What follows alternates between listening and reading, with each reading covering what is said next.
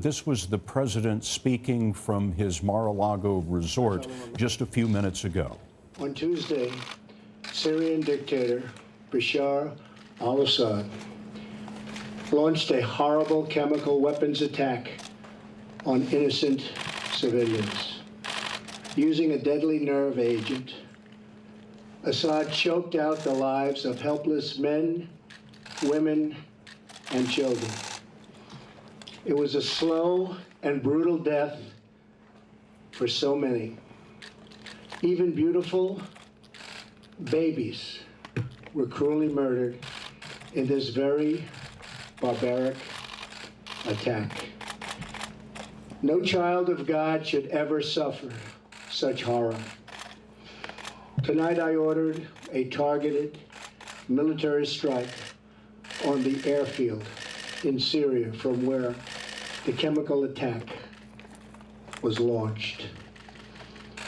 It is in this vital national security interest of the United States to prevent and deter the spread and use of deadly chemical weapons.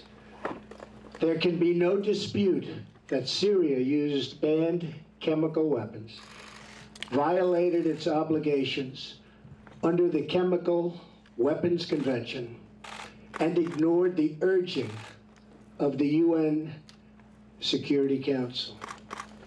Years of previous attempts at changing Assad's behavior have all failed, and failed very dramatically. As a result, the refugee crisis continues to deepen, and the region continues to destabilize, threatening the United States and its allies.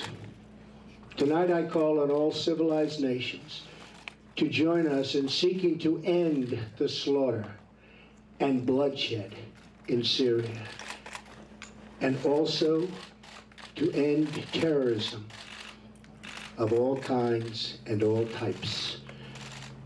We ask for God's wisdom as we face the challenge of our very troubled world.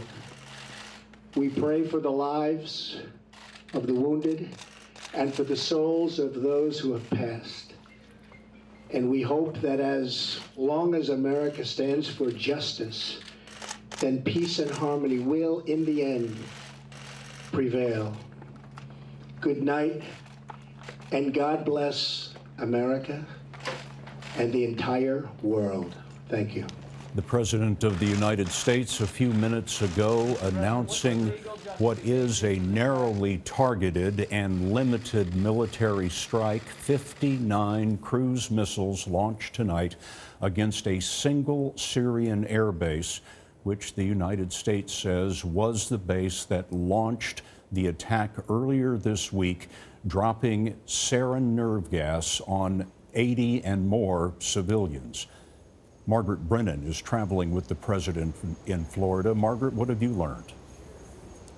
Well, Scott, this is not a declaration of war, but it is a declaration that President Trump is putting the credible threat of military force back on the table when it comes to any threat that he is looking at right now, and specifically when it comes to the use of sarin gas, as you just said, which the U.S. now assesses with a high degree of confidence was the nerve agent used to kill those civilians in northern Syria this week. Sarin gas banned all around the world, banned 20 years ago this month as an illegal weapon. Margaret Brennan, thank you very much. There will be more about this story on your late local news on this CBS station, as always on our 24-hour streaming news service, CBSN.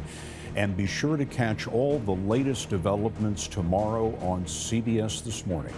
I'm Scott Pelley, CBS News in New York. For news 24 hours a day, go to CBSNews.com.